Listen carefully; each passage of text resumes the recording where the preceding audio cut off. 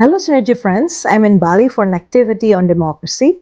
So let's talk now about democracy in Argentina. Argentina has a new president. His name is Javier Milei. Why do we need to discuss him?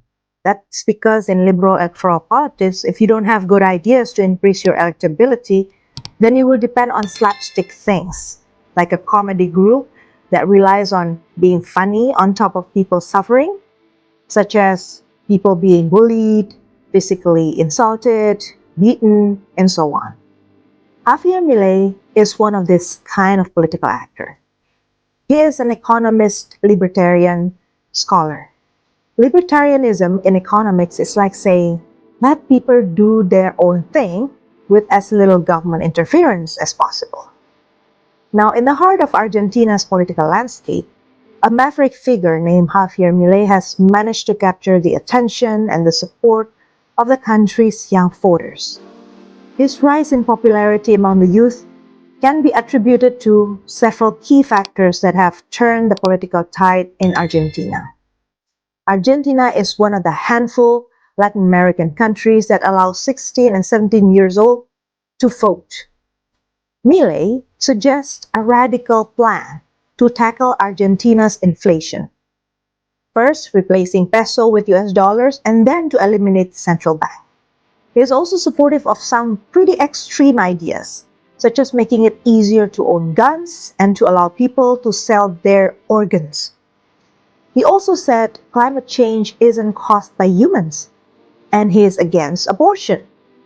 He is always rocking a chainsaw at rallies to show his commitment to slashing spending and to tear down Argentina's safety net. Milei thinks that the state should mainly focus on homeland security. So, he promised to get rid of the education ministry. His idea, no matter how extreme and irrational, attracted the young voters.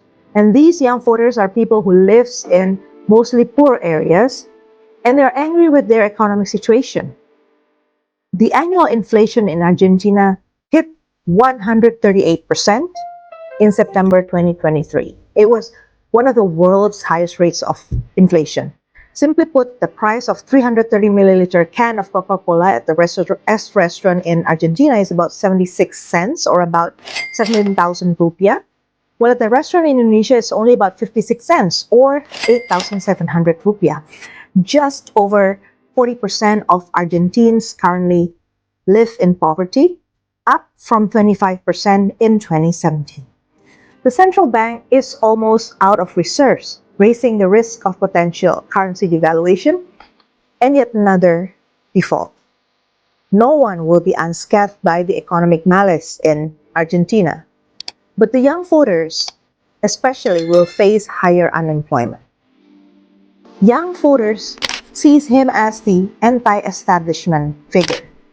Milei's fierce criticism of traditional politicians and his image as a political outsider have struck a chord with young voters. Many of them are disillusioned with the political establishment and saw Milei as a fresh voice. He reached the young voters by exploiting the social media. His compelling presence on platforms such as YouTube and Twitter has garnered him a substantial followers among the youth, especially during the pandemic. Young people turned to his videos for information, for perspective, boosting his visibility and appeal. Most of the young voters in Argentina is the swing voter. They reject the status quo power in politics. They do not like the traditional center-left and center-right candidates, which are often associated with the economic mismanagement that has contributed to Argentina's ongoing crisis. Young voters seeking alternatives viewed Milei as a viable option. Milei's aggressive style and his promise to do away with the political caste have struck a chord with the young voters who are tired of Argentina's established parties.